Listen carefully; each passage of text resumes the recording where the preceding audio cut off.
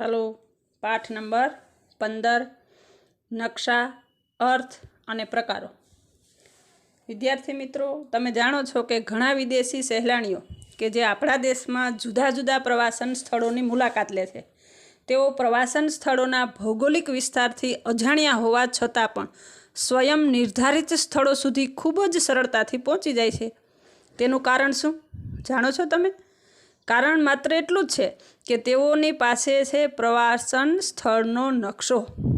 નકશા વાંચન દ્વારા તેઓ પોતાના પ્રવાસનનો હેતુ પાર પાડી શકે।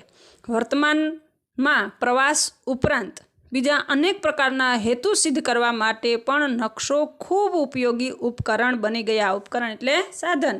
તો મિત્રો, આવો આપણે આ પ્રકરણ દ્વારા 15મા પ્રકરણ નકશા વિશેની ઉપયોગી માહિતી મેળવીએ। એ પહેલાં નકશો એટલે શું, નકશાથી વ્યક્તિના જીવનમાં નકશો કેવી રીતે, ક્યારે, એની ટાઈમ લાઈવ પણ આપણને ઉપયોગી બની શકે એવી માહિતી, ખૂબ સુંદર સરસ મજાની માહિતી આ પાઠ દ્વારા આપવામાં આવેલી છે। જે ખાસ તમે નકશા વિશે માહિતી જાણો છો, ધોરણ 9 અને 10માં પણ તેમનો અભ્યાસ કર્યો હશે, છતાં પણ એના અર્થ અને પ્રકારો વિશેની માહિતી આપણે જોઈએ। નકશા વગર ભૂગોળ વિષયનો અભ્યાસ ઘણું કરીને શક્ય જ નથી। ભૌગોલિક બાબત ભૂગોળમાં સમાયેલી છે, એ તમે જાણો છો। તો ભૌગોલિક માહિતી પ્રકૃતિ ઉપર આધારિત હોય, પ્રાકૃતિક હોય, એટલે નકશા વગર કોઈ પણ સ્થળનો કોઈ પણ પ્રકૃતિ વિશેની માહિતી પ્રાપ્ત કરી શકાય નહીં। એટલે કહી શકાય કે નકશા વગર ભૂગોળ વિષયનો અભ્યાસ શક્ય નથી। વિશ્વના દેશોના ભૌગોલિક અભ્યાસ માટે જુદા જુદા પ્રકારના નકશાનો ઉપયોગ કરવામાં આવે। પૃથ્વી પરના બધા સ્થળોનો તુલનાત્મક કે પ્રત્યક્ષ રીતે પણ ભૌગોલિક અભ્યાસ કરવો અશક્ય છે, પણ નકશો એક એવું ઉપકરણ છે કે સાધન છે કે જે બધા સ્થળો વિશેની સંપૂર્ણ માહિતી પૂરી પાડી શકે। એટલે જ ભૂગોળના અભ્યાસીઓ માટે નકશો વિશ્વભરની સંપૂર્ણ માહિતી આપતો સર્વસંગ્રહ છે। નકશામાં પૃથ્વી સપાટીની તમામ વિગતોનું આલેખન સરળતાથી કરી શકાય। જેમ કે કુદરતી તત્વો, કુદરતી તત્વોમાં કોનો કોનો સમાવેશ થાય? અગાઉના 6 પાઠમાં પણ આપણે અભ્યાસ કર્યો તો કે પર્વતો, નદી, મેદાન, ઉચ્ચ પ્રદેશ, સરોવર, વનસ્પતિ, સમુદ્ર। તો સાંસ્કૃતિક તત્વોમાં કોનો સમાવેશ થાય? તો કે વસાહતો, પરિવહન માર્ગો, ઉદ્યોગો, ખેતી, સિંચાઈ, દૂરસંચાર સુવિધા વગેરે। આ બધા તત્વો પરસ્પર સંબંધ ધરાવે। એટલે કયા તત્વો? કુદરતી તત્વો અને સાંસ્કૃતિક તત્વ। કુદરતી તત્વોને આપણે પ્રાકૃતિક તત્વ તરીકે પણ ઓળખી શકાય। એટલે નકશો તૈયાર કરતી વખતે આ વિગતો ચોકસાઈપૂર્વક આલેખવામાં આવે છે। ભૂગોળ એક પ્રયોગાત્મક વિજ્ઞાન છે, તેમાં નકશા પ્રાયોગિક કાર્યનો મોટો ભાગ રોકે છે। ભૂગોળની એક વિશિષ્ટ શાખા જે નકશા વિજ્ઞાન નકશા નિર્માણ અંગેનો તલસ્પર્શી અભ્યાસ કરે છે। નકશો પ્રવાસીઓ ઉપરાંત સૈનિકો, વ્યાપારીઓ, પરિવહન ચાલકો, ઔદ્યોગિક એકમોના સ્થાપકો તેમજ સામાન્ય વ્યક્તિને પણ માર્ગદર્શન આપી શકે। આ માટે એટલે કે સંપૂર્ણ નકશાની માહિતી આપણે પ્રાપ્ત કરવી હોય, નકશાનો અભ્યાસ કરવો હોય, એમના કુદરતી અને સાંસ્કૃતિક તત્વોનો અભ્યાસ કરવાનો થતો હોય, કોઈ પણ સ્થળેથી અજાણ વિસ્તાર હોય એવા સ્થળે પણ પહોંચવા માટે આપણને નકશો ખૂબ મહત્ત્વનો ઉપયોગી બની શકે।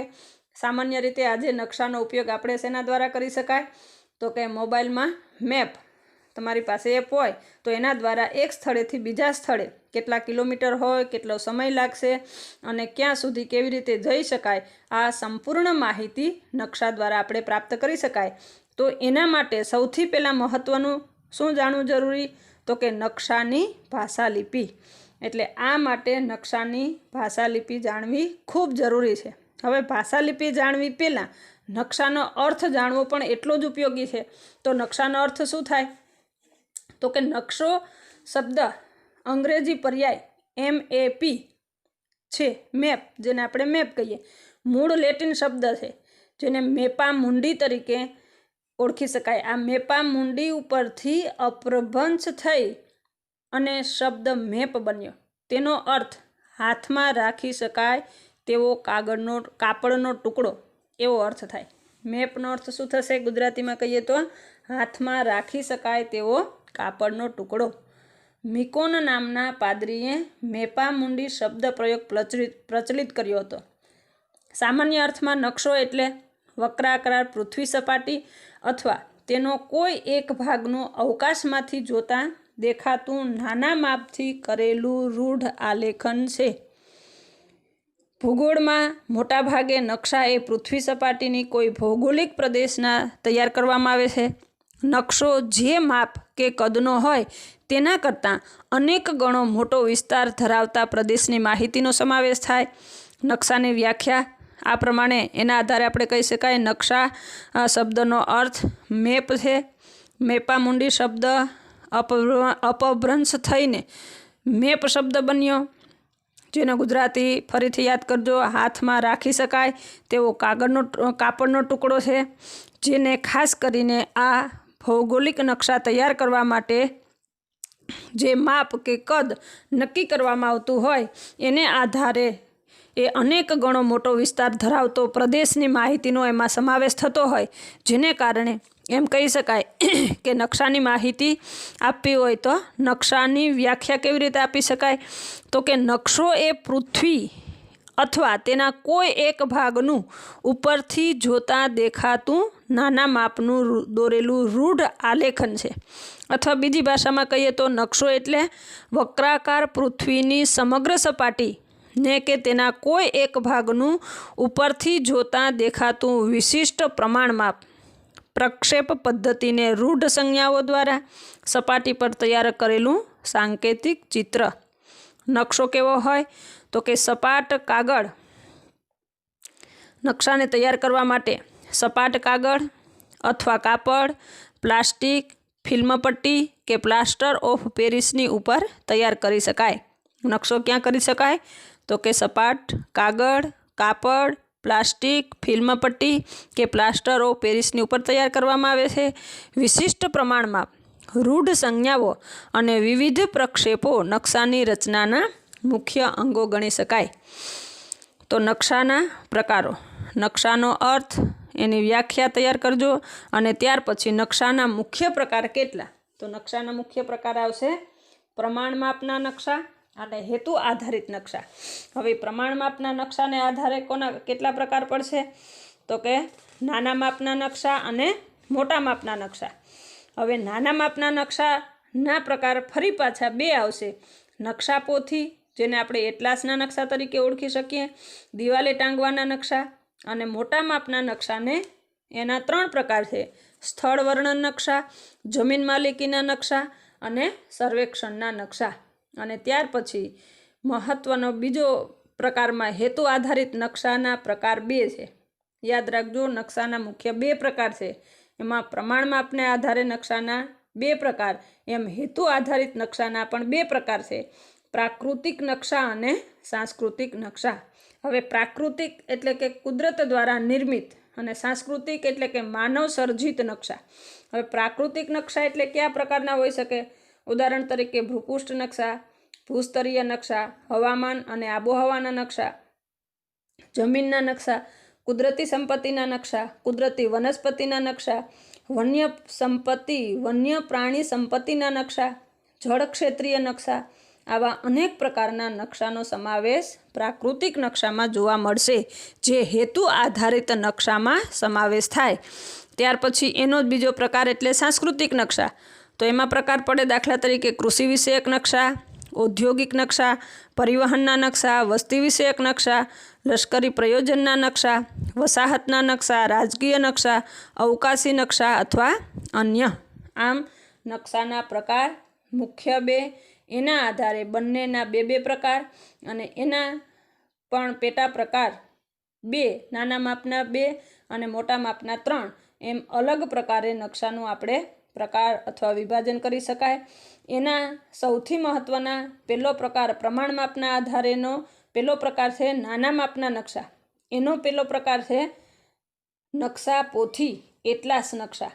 તો પ્રમાણ માપને પ્રમાણે નકશામાં ખાસ 2 પ્રકાર, અને એમાં પહેલો પ્રકાર એટલે કે નાના માપના નકશામાં જો આપણી પાસે 2 નકશા હોય, જેમાંના એક નકશાનું પ્રમાણ માપ કેટલું હોય? 1 સેમી, જેમ 50 કિમી હોય.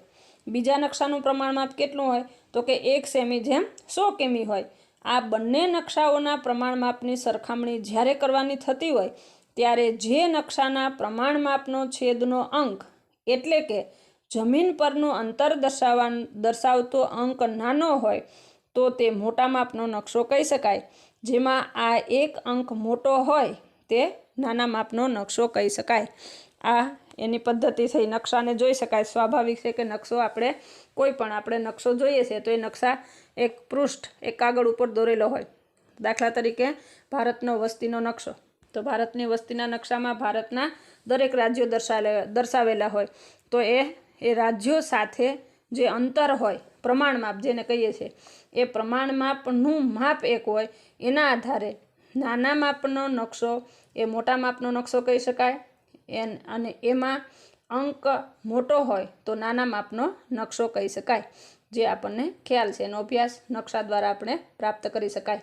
નકશાનો અભ્યાસ કરો એટલે તમને એ પ્રમાણ માપ કેવી રીતે હોય, વાસ્તવિક રીતે પાઠ્યપુસ્તકમાં નકશો આપેલો હોય અને વાસ્તવિક ભૂપૃષ્ઠનો નકશો નિહાળીએ તો એનો વિસ્તાર વિસ્તૃત હોય, પણ નકશામાં અંતર, બંને વચ્ચેનો અંતરમાં તફાવત હોય. નજીક અંતર દર્શાવેલું હોવા છતાં પણ વાસ્તવિક પરિસ્થિતિનો વિસ્તાર હંમેશા મોટો હોય. મોટા માપના નકશામાં પૃથ્વી સપાટીના મર્યાદિત પરંતુ નાના વિસ્તારને વધુ વિગતો સાથે દર્શાવવામાં આવે. જેમ કે શહેર, ગામ, તાલુકા, જિલ્લા વગેરેના નકશાનો આ પ્રકાર છે. મોટા માપના નકશામાં પૃથ્વી સપાટીનો વિશાળ વિસ્તાર દર્શાવવામાં આવે છે. જુદા જુદા દેશો કે ભૂમિખંડોના નકશા આ પ્રકારના નકશા હોય. નકશા પોથીના નકશા, ભીત નકશા આ પ્રકારના નકશા છે. એના ઉદાહરણ યાદ રાખજો. મોટા માપના નકશામાં કોનો સમાવેશ થાય અને નાના માપના નકશામાં કોનો સમાવેશ થાય. હવે 2 હેતુ આધારિત નકશા, એના પ્રકાર કેટલા છે? 2. ક્યાં? તો કે પ્રાકૃતિક નકશા અને સાંસ્કૃતિક નકશા. આ પ્રાકૃતિક નકશામાં કુદરતી કે પ્રકૃતિ તત્વોને દર્શાવતા નકશાને પ્રાકૃતિક નકશા તરીકે ઓળખી શકાય. ભૂગોળમાં આ પ્રકારના નકશાનું વિશેષ મહત્વ છે, કારણ કે ભૂગોળ વિષય એવો છે કે જે પ્રકૃતિ સાથે જોડાયેલો છે. માનવ સર્જિત હોવા છતાં પણ માનવ સર્જિત પ્રકૃતિ સાથે જોડાયેલો હોય. માનવ અને પ્રકૃતિ, કુદરતી તત્વ અને માનવ તત્વ, આ બંનેનું સામંજસ્ય હંમેશા સંકળાયેલું હોય. એટલે કુદરતે જે પરિસ્થિતિનું નિર્માણ કરેલું હોય એ આધારે જ માનવ પોતાનો આર્થિક, સામાજિક વિકાસ એમાં જોવા મળશે. એને આધારે એનો વિકાસ જોવા મળે. તો પ્રાકૃતિક તત્વ એ ભૂગોળ માટે સૌથી મહત્વનું પ્રાધાન્ય તત્વ ગણી શકાય. જેને કારણે એમાં ભૂપૃષ્ઠ નકશામાં કોનો સમાવેશ થાય એ જોઈએ. તો ભૂપૃષ્ઠ નકશામાં પર્વતો, મેદાનો, ઉચ્ચ પ્રદેશો, જળ પરિવહન વગેરે દર્શાવી શકાય.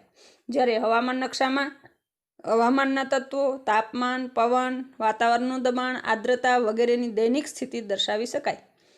ત્યાર પછી આબોહવાકીય નકશામાં કોનો સમાવેશ થાય તો કે આબોહવાના તત્વો. જેમ હવામાનના તત્વો હોય એમ અહીંયા આબોહવાના તત્વો. એમાં તાપમાન, વરસાદ, પવન, વાતાવરણનું દબાણ વગેરેની લાંબા ગાળાની એટલે કે માસિક, ત્રિમાસિક, વાર્ષિક પરિસ્થિતિ દર્શાવી શકાય. હવામાન એટલે શું અને આબોહવા એટલે શું, આ બંને અર્થ સમજાય તો તમને ખ્યાલ આવશે કે બંનેમાં તત્વ એક છે. એમાં તાપમાન, હવામાન, વરસાદ, વાતાવરણનું દબાણ, પવન, પણ એકમાં દૈનિક સ્થિતિ. હવામાન હંમેશા દૈનિક સ્થિતિ દર્શાવી શકે, જ્યારે આબોહવા એ લાંબા ગાળાની પરિસ્થિતિનું આલેખન કરી શકે, જે માસિક, ત્રિમાસિક, વાર્ષિક કોઈ પણ પ્રકારે હોઈ શકે. ત્યાર પછી જમીનના નકશા. જમીનના નકશામાં કોનો સમાવેશ થાય તો કે જમીનની લાક્ષણિકતાઓ, જમીનના પ્રકાર, તેનો ઉપયોગ, જમીનનું વિતરણ વગેરે દર્શાવી શકાય. જમીનના પ્રકાર, જમીનના લક્ષણો પણ આપણે પાઠ નંબર 6માં અભ્યાસ કર્યો.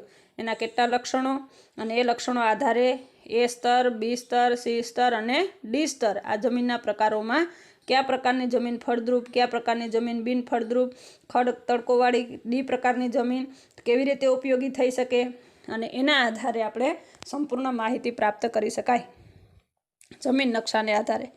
ત્યાર પછી આવશે વન્ય પ્રાણીઓના નકશા, જેમાં રાષ્ટ્રીય ઉદ્યાનો, અભયારણ્યો વગેરેનું વિતરણ દર્શાવવામાં આવી શકે.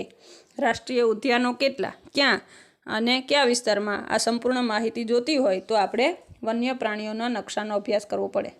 આ ઉપરાંત ખનિજો, વનસ્પતિ, ઘાસના મેદાનો, જળ પરિવહન વગેરે કુદરતી સંસાધનો દર્શાવતા ભૂસ્તરીય સંરચના, સામુદ્રિક જળ વિસ્તારો, ખગોળીય વિગતો દર્શાવવા માટે નકશાને પ્રાકૃતિક નકશા તરીકે પણ ઓળખી શકાય. ત્યાર પછી આવશે સાંસ્કૃતિક નકશા. સાંસ્કૃતિક નકશામાં કોનો સમાવેશ થાય?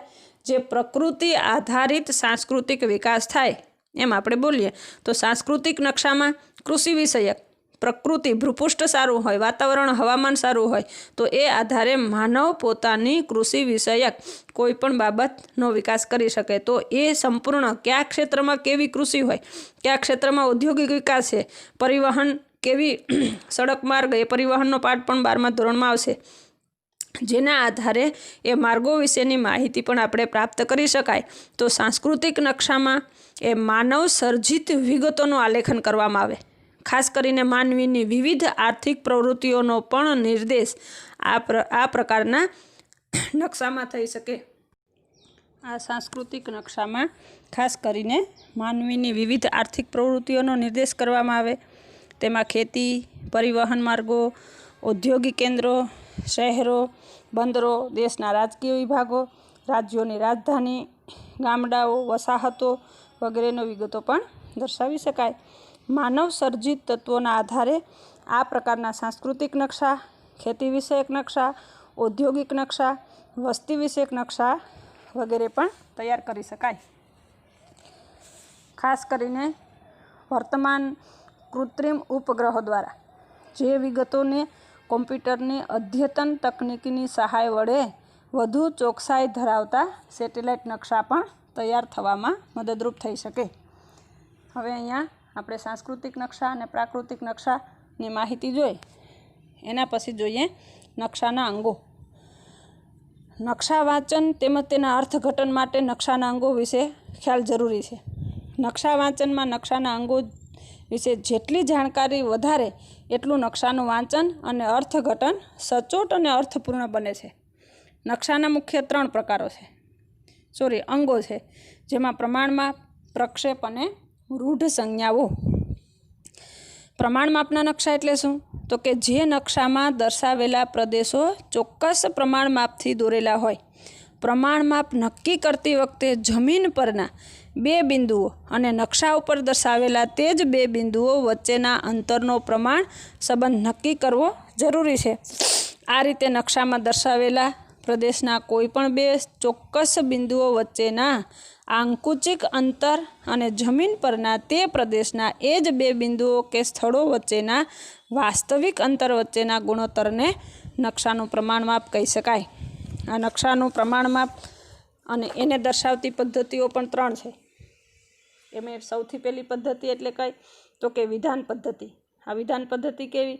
તો કે વિધાન પદ્ધતિ એ ખૂબ જ સરળ અને સાદી પદ્ધતિ છે. તે સામાન્ય માણસ પણ સમજી શકે અને જમીન પરના 2 સ્થળો વચ્ચેના અંતરને પણ ગણતરી કરી શકે એવી સૌથી ઉત્તમ પદ્ધતિ એટલે વિધાન પદ્ધતિ. જે પદ્ધતિમાં પ્રમાણમાપની વિગતો શબ્દ દ્વારા કે વિધાન સ્વરૂપે દર્શાવાય. જેમ કે એકમ સૂચક ચિહ્નો કે પ્રમાણ સૂચક ચિહ્નોનો ઉપયોગ થતો નથી. દાખલા તરીકે આ પદ્ધતિમાં 1 સેમી જેમ 10 કિમી, અહીંયા સેમી અને કિમી શબ્દ લખેલા હોય. જ્યારે અંકાત્મક પ્રમાણમાં પદ્ધતિમાં શબ્દ લખેલા ન હોય. આ બંને વચ્ચેનો એટલો તફાવત રહેશે. આ પદ્ધતિમાં વિધાન લેવામાં આવતું હોવાથી તેને વિધાન પદ્ધતિ તરીકે ઓળખી શકાય. ત્યાર પછી અંકાત્મક પ્રમાણમાપ એટલે કે જેમાં પ્રમાણમાપ દર્શાવવા અંક સાથે લંબાઈ કે અંતરના કોઈ પણ પ્રકારના માપ સૂચક એકમો લખવામાં આવતા નથી. અંતરો કેવળ એટલે કે એક જમીન પરનું અંતર અને વાસ્તવિક નકશા પરનું અંતરની માહિતી આંકડાઓ દ્વારા દર્શાવવામાં આવે, જે અપૂર્ણાંક ગુણોત્તર તરીકે પણ દર્શાવી શકાય. જેમ કે વિધાન પ્રમાણમાપ 1 સેમી જેમ 10 કિમી હોય તો આ પદ્ધતિમાં એમ હોઈ શકે નહીં. એમાં ડાયરેક્ટ આંકડા લખવામાં આવે. 1/10 કિમી લખવામાં આવતું નથી, પણ 10 લાખ 1/10 લાખ અથવા 1/10 લાખ અહીંયા તમે પાઠ્યપુસ્તકમાં જોઈ શકશો.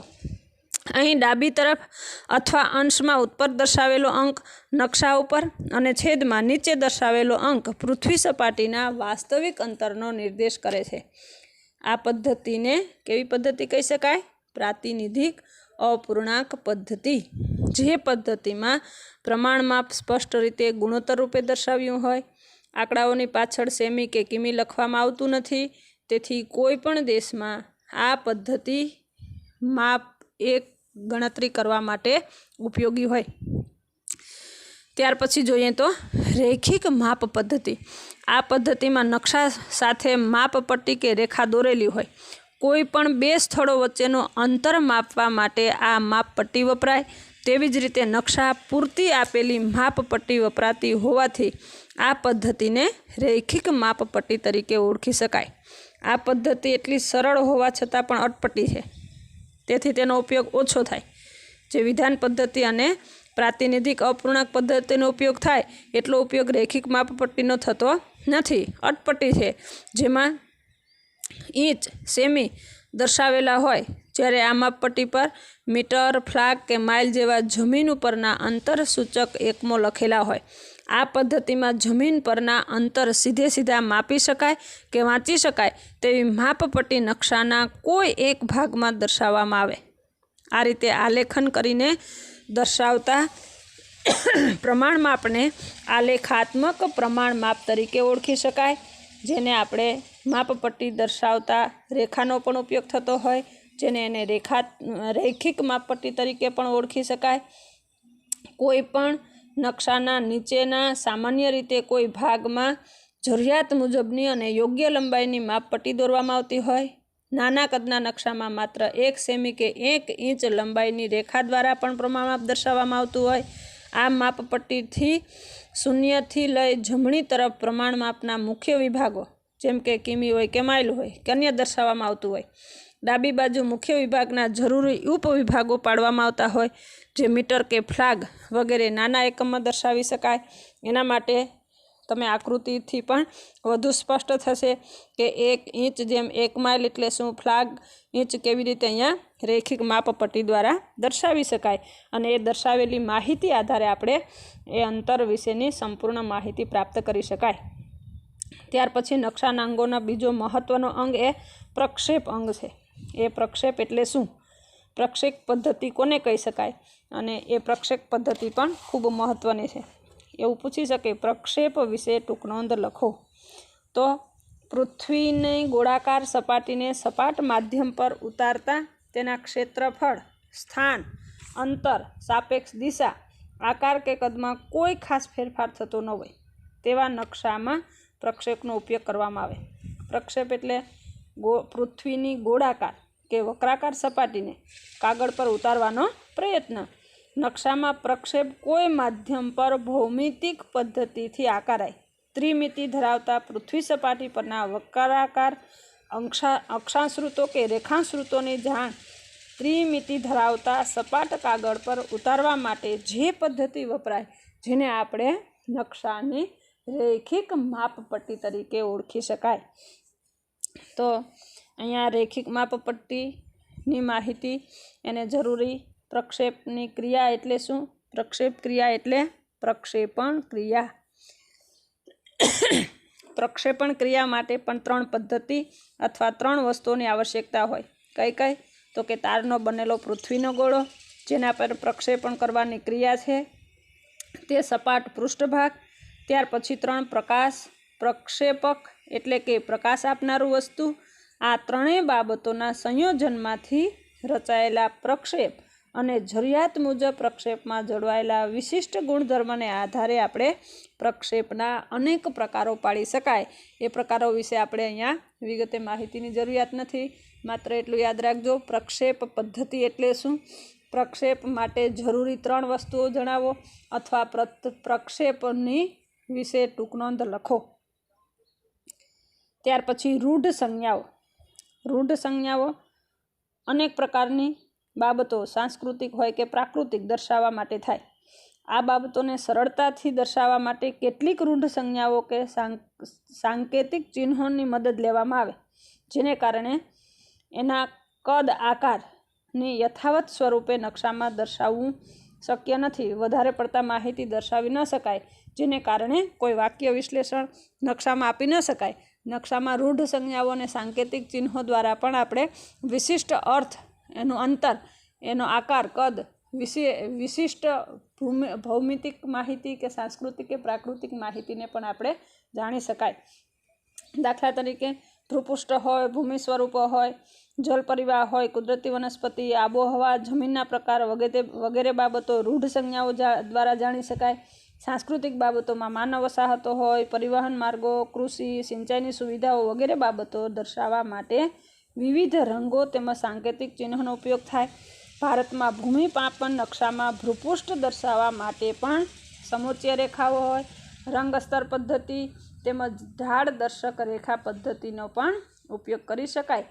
રંગીન નકશામાં પ્રાકૃતિક તત્વો અને સાંસ્કૃતિક તત્વો દર્શાવવા માટે જુદા જુદા રંગોનો ઉપયોગ થઈ શકે. દાખલા તરીકે આપણે જોઈએ તો કથ્થઈ અને બદામી રંગ શેના માટે છે? તો કે ભૂમિ સ્વરૂપો, વાદળી તો કે જળ સ્વરૂપો, લીલો તો કે વનસ્પતિના પ્રદેશો, કાળો તો કે રેલ માર્ગો, જમીન માર્ગો અને માનવ વસાહતો તો કે રેડ કલર, અને ત્યાર પછી પીળો કલર તો કે ખેતી માટે. આવા પીળો રંગ એ ખેતી માટે સાંકેતિક ચિહ્ન દ્વારા અથવા રૂઢ સંજ્ઞાઓ દ્વારા પણ આપણે ઓળખી શકાય. તો એવી રીતે કોઈ નિશ્ચિત આકૃતિ કે પ્રથમ અક્ષરના શબ્દોથી પણ રૂઢ સંજ્ઞાઓ વાપરી શકાય. એના દ્વારા પણ માહિતી મળે. દાખલા તરીકે આરામ ગૃહ માટે કોઈ શહેર આપણા માટે અજાણ્યું હોય, ત્યાં જતા હોય અથવા રસ્તામાં મુસાફરી કરતા હોય તો રસ્તા ઉપર RH લખેલો આવે તો આપણને ખ્યાલ આવશે કે આ શહેરમાં આ જગ્યા ઉપર આરામ ગૃહ છે. એવી રીતે ટપાલ કચેરી માટે PTO, સર્કિટ હાઉસ માટે CH, પોલીસ મથક માટે PS, મંદિર, મસ્જિદ, દેવળ વગેરે વિશિષ્ટ ઇમારતો તેના જેવી જ નાના કદની આકૃતિનો ઉપયોગ નકશામાં થઈ શકે. આમ સાંસ્કૃતિક તત્વોના શાબ્દિક અર્થઘટનને ટૂંકાવવા આવા રૂઢ સંજ્ઞાઓનો ઉપયોગ થાય. તેથી રૂઢ સંજ્ઞાઓને નકશાની લઘુલિપિ તરીકે ઓળખી શકાય. રૂઢ સંજ્ઞાઓ નકશાની લઘુલિપિ છે, જણાવો, કારણ આપો. પ્રશ્ન MP છે. નકશા તૈયાર કરતી સંસ્થાઓ કઈ? નામ આપો. તો ભારતમાં દેહરાદૂન ખાતે આવેલી સંસ્થા ધી સર્વે ઓફ ઇન્ડિયા ભારતના ભૂમિ માપનના નકશા તૈયાર કરવાની અને પ્રકાશન કરવાની કામગીરી બજાવે, જેમાં આંતરરાષ્ટ્રીય સ્તરે સ્વીકૃત એવી રૂઢ સંજ્ઞાઓ કે સાંકેતિક ચિહ્નો વાપરી શકાય. ભૂમિ માપન નકશા, સ્થળ વર્ણન નકશામાં વિગતો દર્શાવવા માટે વપરાતા ચિહ્નોનો ઉપયોગ થાય. આ સાંકેતિક ચિહ્નોને રૂઢ સંજ્ઞાઓ તરીકે ઓળખી શકાય. નકશા વાંચન માટે તેમજ તેના અર્થઘટન માટે આ રૂઢ સંજ્ઞાઓનો ઝીણવટપૂર્વક અભ્યાસ કરવો જરૂરી છે.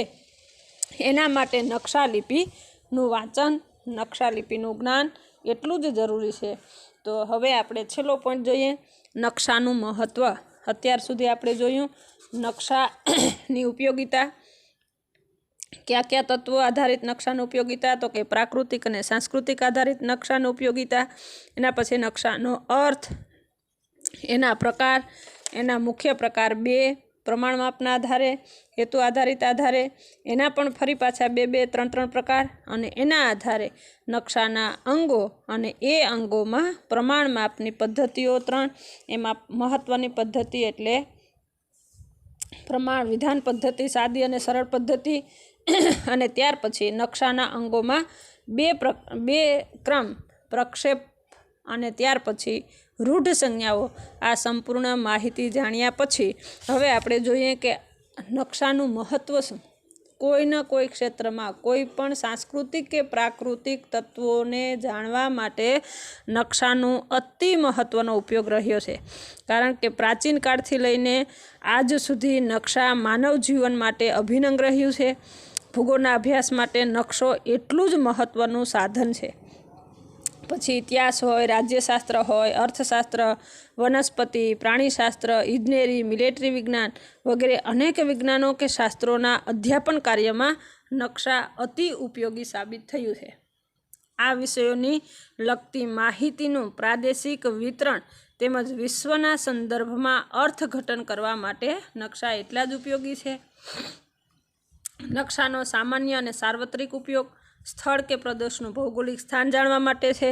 પ્રવાસ પર્યટન જવાનું હોય કે પછી વ્યાપાર માટે ચીજ વસ્તુઓનું લેવડ દેવડ અંગેની માહિતી હોય, સ્થળના અંતર જાણવા માટે નકશાની જરૂરિયાત અવશ્ય પડે છે. પોતાના સ્થળથી નિર્દિષ્ટ એટલે કે જ્યાં પહોંચવાનું હોય એવા સ્થળ વચ્ચેનું અંતર કેટલો સમય લાગશે પહોંચતા અથવા કેટલા કિલોમીટર છે, આ સંપૂર્ણ માહિતી જાણવા માટે પણ નકશો એટલો જ ઉપયોગી છે. પર્યટનો સહેલાણીઓ કે વ્યાપારીઓને નકશો ભૂમિયાની ગરજ સારે છે, તો નાવિક, વિમાન ચાલકો, વ્યવસ્થાપન સાથે સંકળાયેલા વ્યવસ્થાપકો, લશ્કરી અધિકારીઓ, સૈનિકો માટે પણ નકશો એટલો જ ઉપયોગી છે. હવે આપણે જોઈએ તો આ ખાસ કરીને આપણા રોજિંદા જીવનમાં કોઈ પણ ક્ષણે કોઈ પણ પરિસ્થિતિમાં અથવા કોઈ પણ કાર્ય કરવા માટે નકશો એટલો જ ઉપયોગી છે. તો ટીવી, સમાચાર પત્રો, સામયિકોની રોજબરોજની ઘટનાઓ, હવામાનની વિગતો, આગાહી, રાજકીય કે સામાજિક સમસ્યાઓને નકશા સચોટ રીતે રજૂ કરી શકાય. રાષ્ટ્રીય કે સંસ્થાગત આયોજનો માટે, વસાહતનું નવ આયોજન માટે કે વિસ્તરણ કરવું હોય તો નકશાની જરૂર પડે જ. કોઈ પણ માનવ વસાહત એમાં વ્યક્તિગત રેસિડન્ટ બનાવવા માટે સૌથી પહેલાં મકાનનું નિર્માણ કર્યા પહેલાં આપણે નકશાનું નિર્માણ કરીએ છીએ, જેને આધારે આપણે કોઈ પણ વસાહત ઔદ્યોગિક હોય કે પોતાના વસાહતનું નિર્માણ કરવાનું થતું હોય ત્યારે એ નકશો આપણને ખૂબ ઉપયોગી બની શકે. એટલે અંતમાં આપણે એવું કહી શકાય કે નકશાની સૌને જરૂર પડે છે. આધુનિક સંશોધનો યુગમાં પણ નકશા સમુદ્ર સંશોધકો માટે, અવકાશી સંશોધકો તેમજ નવા ભૂમિ પ્રદેશોના સંશોધકોને આશીર્વાદ નીવડ્યા છે. વર્તમાનમાં નકશાનો ઉપયોગ ન કરતું હોય એવું એક પણ ક્ષેત્ર ભાગ્યે જ તમે જોવા મળશે કે નકશા આધારે જ વ્યક્તિ પોતાના જે તે સ્થાનથી ગંતવ્ય સ્થાન સુધી સરળતાથી પહોંચી શકે અને સંપૂર્ણ પૂર્વ આયોજન સાથે એ વ્યક્તિના કોઈના કોઈ ક્ષેત્રમાં નકશાનો ઉપયોગી બનાવી શકે. હવે અહીંયા પાઠ નંબર 15 એના માટે મહત્ત્વના અસાઇનમેન્ટ માટે 2 પ્રશ્ન લખજો. પ્રશ્ન નંબર 1, નકશાના પ્રકાર વિશે માહિતી આપો. અસાઇનમેન્ટ માટે નકશાના પ્રકાર વિશે માહિતી આપો. પ્રશ્ન નંબર 2, નકશાનું મહત્ત્વ વર્ણવો. પ્રશ્ન નંબર 2, નકશાનું મહત્ત્વ વર્ણવો. અને બાકીના પ્રશ્ન રેગ્યુલરની નોટમાં લખી રાખજો. આ પરીક્ષા માટે 15મો પાઠ પણ ખૂબ મહત્ત્વનો છે. અહીંયા પાઠ આપણે પૂર્ણ કરીએ છીએ.